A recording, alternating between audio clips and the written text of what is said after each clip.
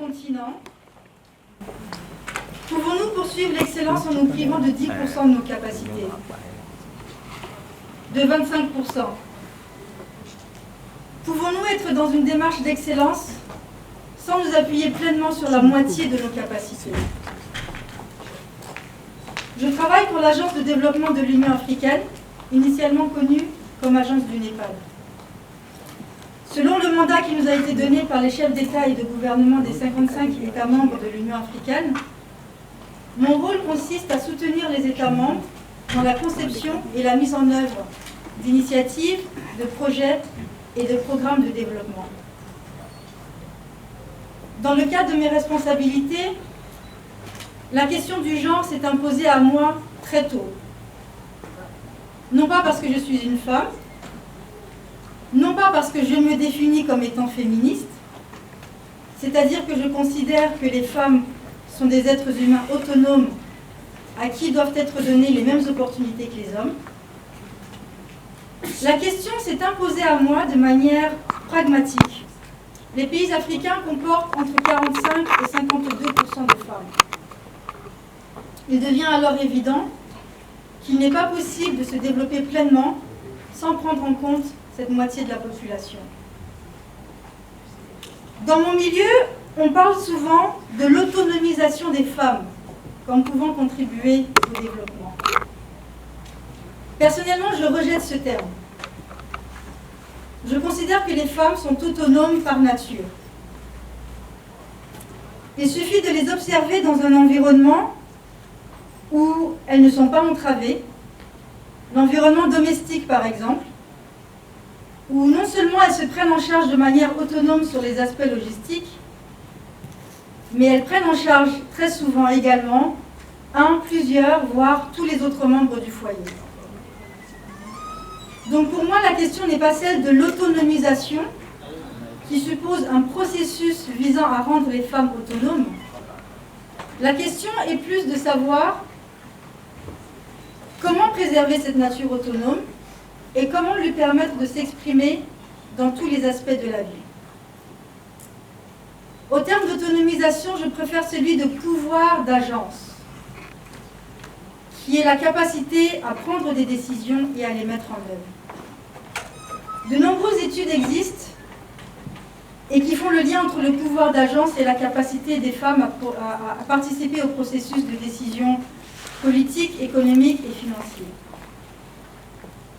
Pour ma part, je pense que le pouvoir d'agence est comme un muscle que nous développons avec notre capacité à nous investir pour notre propre développement et à nous placer dans des conditions qui permettent à ce pouvoir d'agence de s'exprimer. Et c'est pour ça que je voudrais aujourd'hui vous proposer une grille de lecture en 2 dimensions. Alors je dois vous prévenir, cette grille de lecture, une fois que vous l'aurez utilisée 2 ou 3 fois, vous ne pourrez plus l'oublier. Elle est contagieuse. C'est une grille de lecture qui s'applique à de nombreuses circonstances, à de nombreuses situations de la vie sociale et même domestique. Elle est très simple et elle tient en deux mots. L'espace et le temps. Lorsque j'observe un groupe de personnes en situation d'apprentissage, en situation de prise de décision, ou dans un contexte à forte charge symbolique, je ne peux pas m'empêcher d'observer et d'analyser si la gestion de l'espace reproduit les inégalités de genre ou si elle permet de noter des avancées. Quelle est la proportion de femmes dans l'assistance? Quelle est la proportion de femmes au devant de la scène? Où les femmes sont-elles positionnées dans la salle? Est-ce qu'elles sont debout, comme trop souvent le cas de nos hôtesses, qui sont malheureusement trop souvent les seules jeunes femmes à accéder à certains espaces? Est-ce qu'elles sont les seules à être assises par terre, comme on le voit souvent dans le milieu rural? Qu'est-ce que la gestion de l'espace véhicule comme message? Qui est dans l'action? Qui est décisionnaire? Qui est bénéficiaire? Qui est présent pour exprimer des doléances et qui est présent pour les recevoir? Finalement, pour qui cet espace est-il conçu et qui y est juste toléré? Lorsque je constate qu'il y a une majorité d'hommes, je ne peux pas m'empêcher de me demander ce que font les femmes à cet instant précis. Ce qui m'emmène à la deuxième dimension de la grille de lecture, qui est celle du temps. Une femme africaine consacre en moyenne 5 heures par jour au travail non rémunéré. En d'autres termes, près de 30% de son temps est consacré aux soins des enfants, aux soins des personnes âgées et au travail domestique. Or, les journées ayant 24 heures pour tout le monde, c'est du temps que cette femme ne consacre pas à son propre développement, à son apprentissage, et même à ses loisirs et à son repos qui lui permettraient d'être plus efficace par ailleurs dans sa contribution à la vie de la cité. Donc, au lieu de simplement déplorer le manque de représentation des femmes dans les cercles d'influence, de décision et de pouvoir, au lieu de l'attribuer à un manque d'intérêt, un manque d'ambition ou un manque de compétences des femmes, il y a lieu de se souvenir qu'il y a tout un système et des parcours qui permettent le développement des potentiels. Et il y a lieu de se demander quels sont les mécanismes qui interdisent aux femmes l'entrée dans la fabrique des talents. Que font les petites filles lorsque les garçons s'adonnent au football ou autres sports collectifs qui permettent d'intégrer très tôt les notions de travail d'équipe et de respect des règles? Que font les jeunes filles du Sahel quand les garçons se réunissent autour du thé pour commenter l'actualité et s'initier au débat d'idées? Que font les femmes et les mères de famille quand les responsables d'organisations politiques ou de la société civile se réunissent le soir après le travail? Lorsque l'on adopte cette grille de lecture selon l'espace et le temps, les solutions, que ce soit au niveau individuel et collectif, s'imposent tout naturellement. Quel que soit notre pouvoir de décision, nous avons la capacité d'influencer la gestion de l'espace que nous occupons. Nous avons tous la capacité de créer des espaces où les femmes sont non seulement tolérées, mais également accueillies et libres de contribuer en toute liberté, sans craindre pour leur réputation, leur sécurité, et sans subir de pression inappropriée. Nous avons tous la capacité de véhiculer l'idée selon laquelle les femmes ont leur place non seulement dans la salle, mais à la table de décision.